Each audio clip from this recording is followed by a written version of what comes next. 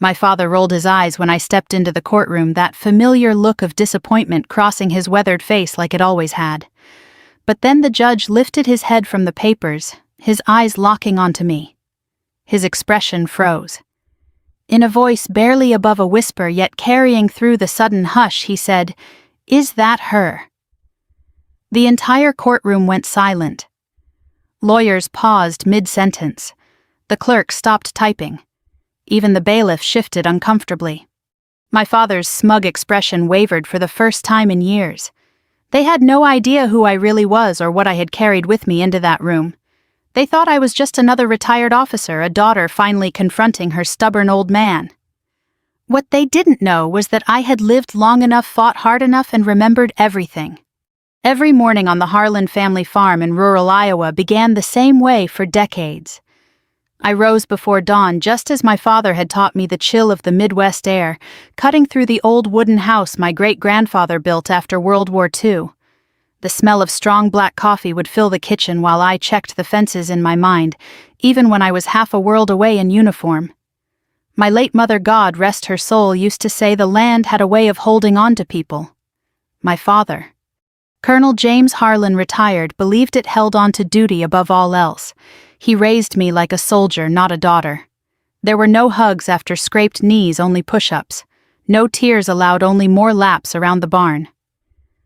"Harlans don't break," he would bark, his voice sharp as the medals pinned to his chest from Vietnam. My life wasn't one of softness. It was rhythm of orders deployments and proving myself in rooms full of men who doubted a woman could lead. I poured 32 years into the United States Army, rising to Colonel Margaret Harlan, commanding units in Iraq and Afghanistan, making decisions that kept soldiers alive, while my own family slowly drifted away. I missed birthdays, anniversaries, and the slow unraveling of my marriage. My 2 children barely knew me beyond the woman in the crisp uniform who called on holidays. All of it, I told myself, was to earn the respect of the man sitting across the courtroom, now the same man who once pinned my first lieutenant bars on my shoulders, with a nod instead of pride. That crisp October morning 2 months ago was supposed to be different. I had driven 8 hours from Washington back to the farm after my retirement ceremony, the weight of my duffel bag, nothing compared to the exhaustion in my bones. The golden fields of Iowa stretched endlessly under the autumn sky, the corn harvested, leaving stubble that crunched beneath my boots. I found my father in the living room, surrounded by stacks of papers. His once powerful frame now slightly stooped, but his eyes still sharp as bayonets. "Margaret," he said flatly, not even rising from William's old oak desk. "You're early. I'm home, Dad. For good this time." I set my cover on the table, the brass eagle catching the light. I wanted to tell him how proud I was of the life I'd built, how I had honored the Harlan name in ways he never imagined. Instead, he slid a folder toward me. "The farm is too much for you now. You've been gone too long. I've made arrangements with a developer. We sell, I move to the veterans' home in Cedar Rapids, and well, you need help, Maggie. The Army broke something in you. Everyone sees it but you." My hands tightened on the edge of the desk. The wood was worn smooth by generations of Harlans. "This land is our legacy, Dad. Mom's buried here. I won't let you erase that." He laughed, a short, bitter sound. "Legacy? You don't even have a family anymore. Your kids barely speak to you. I'm doing what's best." The weeks that followed were a blur of cold arguments and legal papers.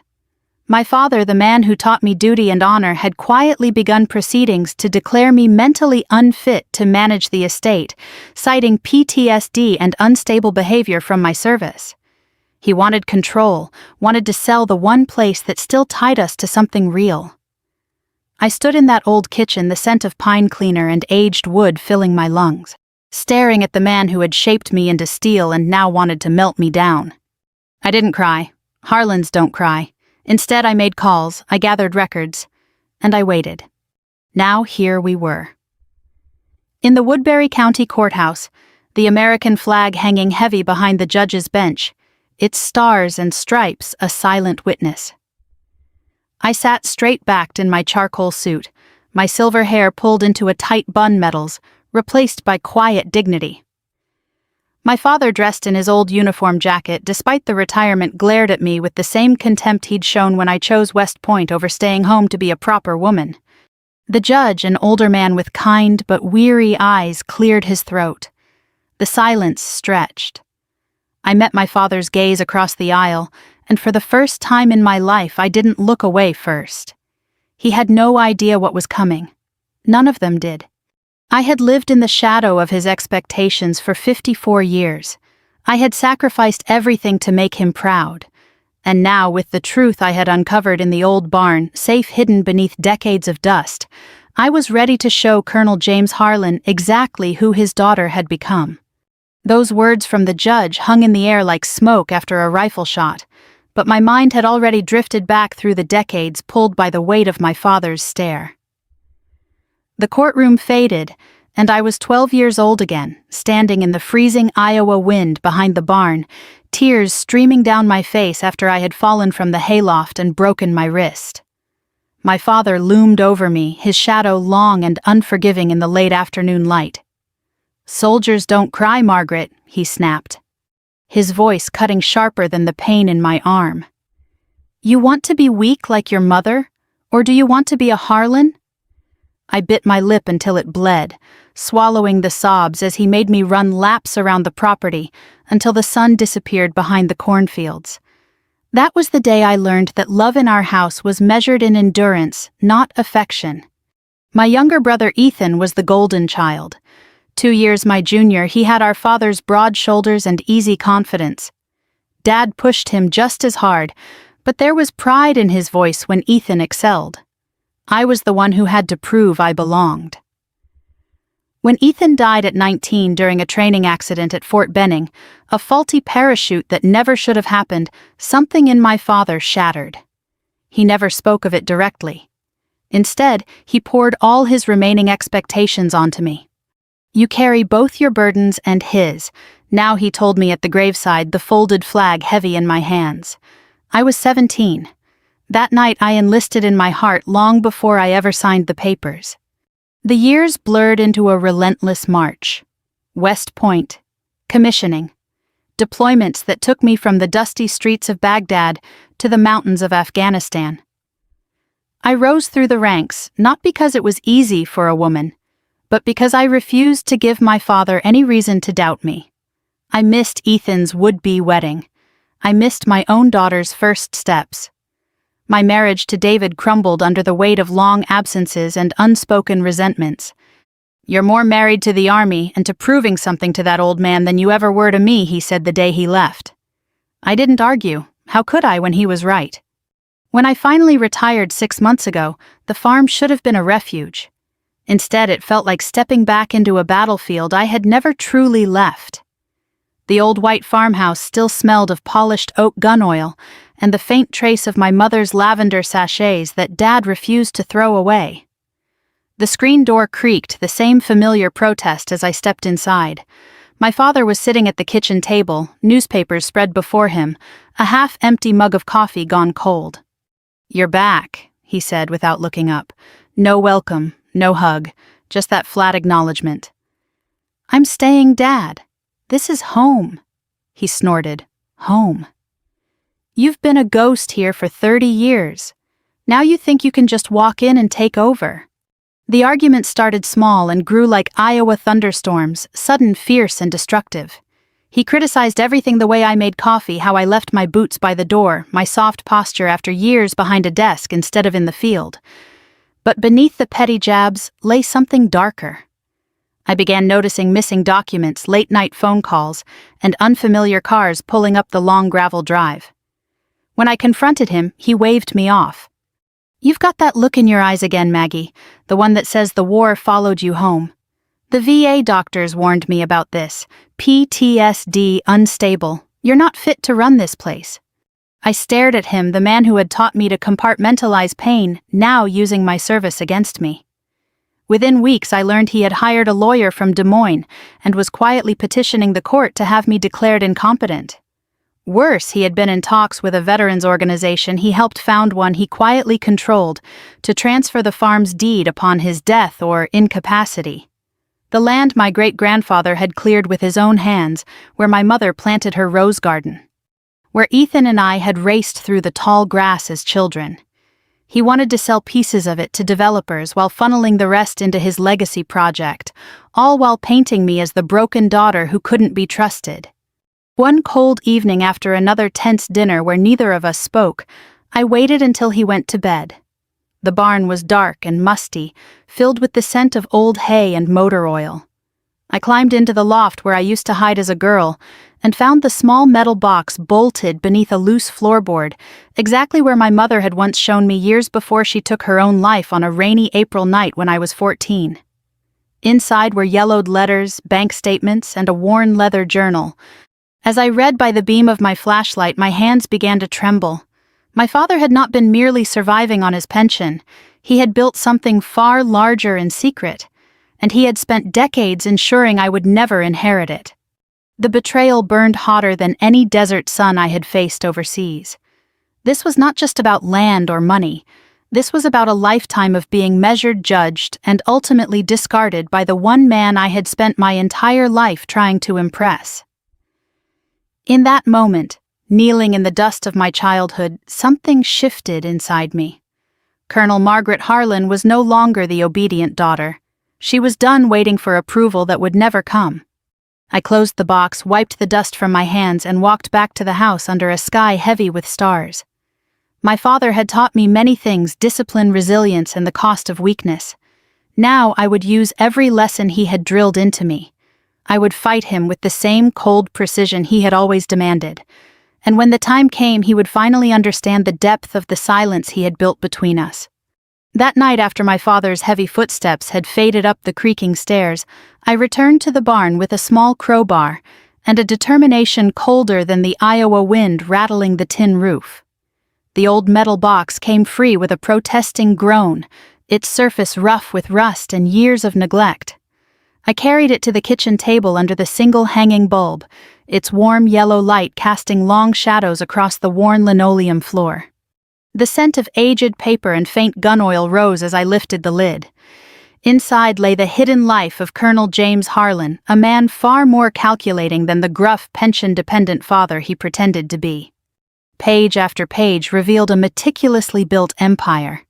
Bank statements from accounts I had never known existed showed investments in defense contracting firms' land holdings across the Midwest, and even shares in a private security company founded by old Vietnam comrades. The numbers made my military pension look like pocket change.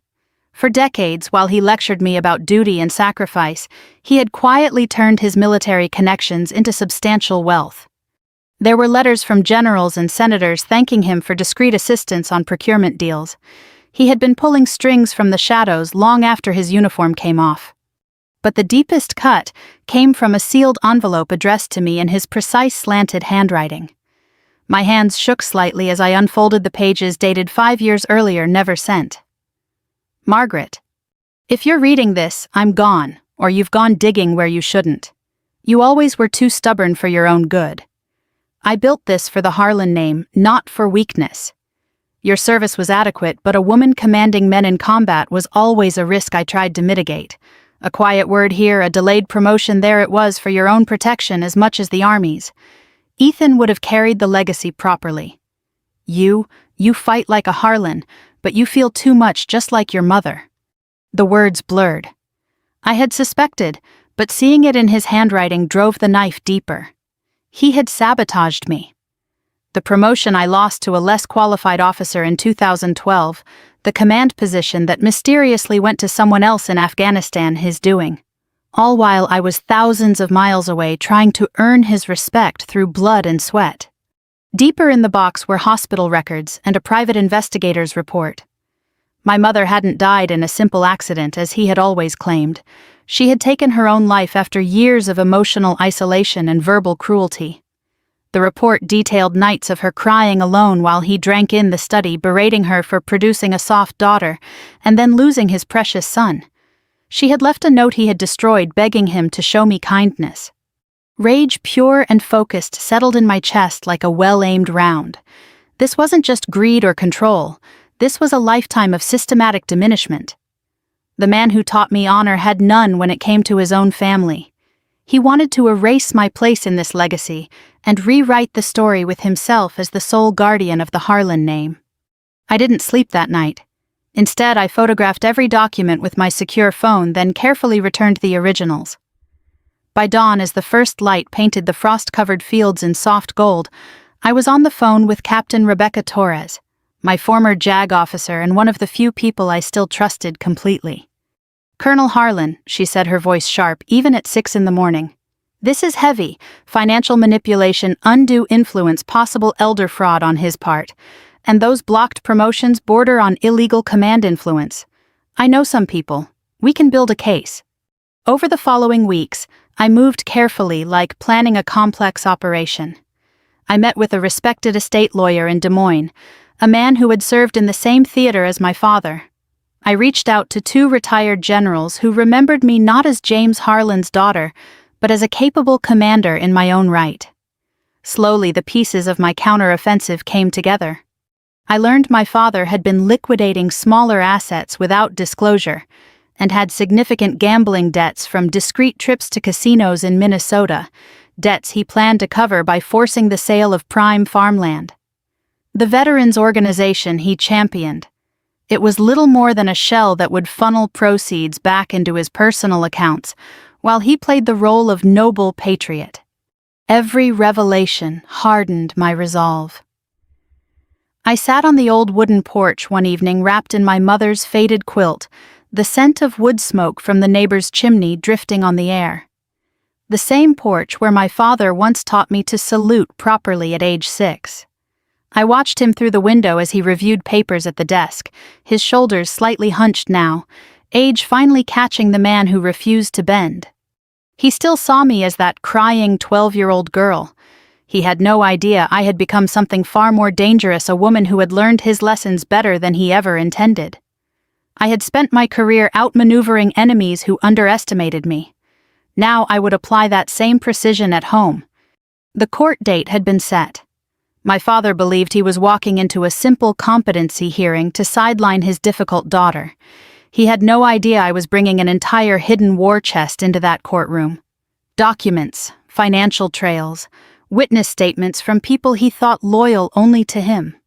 As I prepared my uniform for the hearing, not the dress blues but a tailored civilian suit that still carried the posture of command, I felt a strange calm.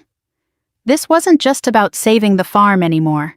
This was about forcing my father to confront every lie he had told himself about our family, about me, and about the kind of man he truly was. He wanted a war. I would give him one he would never forget.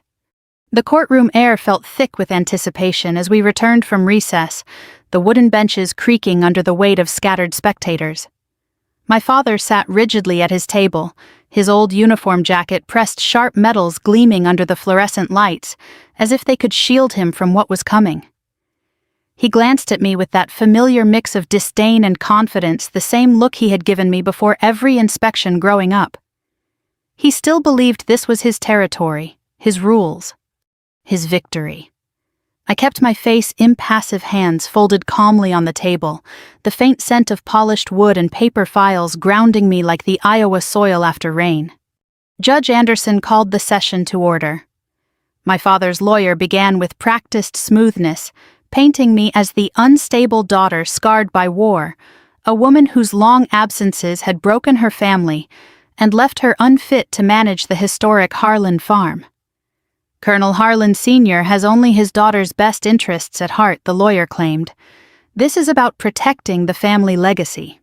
I rose slowly when it was my turn, every movement deliberate, the way I had entered briefing rooms in Kandahar. Rebecca Torres stood beside me, but this moment was mine. I placed a thick binder on the bench and met the judge's eyes. "Your Honor, my father taught me honor, duty, and truth. Today I bring all 3. One by one I presented the documents, financial records showing secret accounts, proof of unauthorized land sales, the investigator's report on my mother's death, and finally copies of the letters where he admitted interfering with my career. The courtroom grew deathly quiet.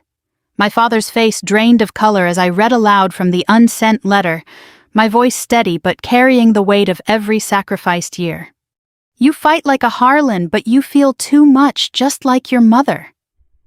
Those are your words, Dad, written in your own hand. While I was leading troops under fire, you were pulling strings to keep me from advancing. While I was earning these, I touched the spot where my ribbons would have been. You were planning to erase me from our family's story. James Harlan rose halfway from his chair, his hand trembling. Margaret, that's enough. You're twisting things. I protected this family. Protected. My voice cracked for the first time, not from weakness, but from the raw surge of decades of pain. You broke Mom. You broke Ethan's memory by making me carry him like a burden instead of a brother. And you tried to break me, all so you could control the narrative of the great Colonel Harlan. The judge called for order, but the dam had broken. My father's lawyer tried to object, but the evidence was overwhelming. I continued laying out how I had already quietly purchased the notes on the smaller parcels he tried to sell and secured liens on the rest. The farm wasn't going anywhere without my consent. Then I delivered the final blow. I will not sell our land to developers. Instead, I am establishing the Harlan Veterans Healing Ranch on the full 200 acres. A place where soldiers like me, men and women carrying invisible wounds, can come to heal. Where families can reconnect. Where the lessons of duty include compassion, something you never taught me, Dad. The barn will become a counseling center. The fields will grow food for residents. And your name will live on not as a monument to control, but to redemption. My father stared at me, his mouth slightly open, the invincible colonel finally looking every one of his 80 years. For a long moment, the man who had never shown vulnerability in front of me looked truly afraid. Margaret. His voice was hoarse. You can't do this. That land is mine. I built everything. You built walls, I replied quietly. I'm choosing to build bridges. You wanted me declared incompetent. The court now has all the evidence it needs to see who truly lacks capacity for honest judgment. Judge Anderson adjourned briefly to review the new documents. When he returned, his ruling was swift and decisive. He denied my father's petition, upheld my authority over the estate, and ordered an independent audit of the financial dealings. My father sat motionless as the gavel fell, the sound echoing like a final salute. After the session, he approached me in the hallway as people filed out. The bailiff stayed close, but my father didn't look like he wanted to fight anymore. Up close, I could see the age spots on his hands, the slight tremor in his once steady grip. I never meant for it to go this far, he said, his voice barely above a whisper. You were supposed to be stronger than her. Stronger than me. I am, I answered. That's why I'm not destroying you. You can stay on the farm, in the guest house, under supervision. But the decisions will be mine now. This is your chance to finally be the father you never were. He searched my face for the obedient daughter he once controlled. She was gone. In her place stood a woman who had survived wars both overseas and at home. As I walked out of the courthouse into the crisp Iowa afternoon, the wind carrying the distant smell of harvested fields, I felt something I hadn't in decades, peace mixed with sorrow. Revenge wasn't the explosion I once imagined.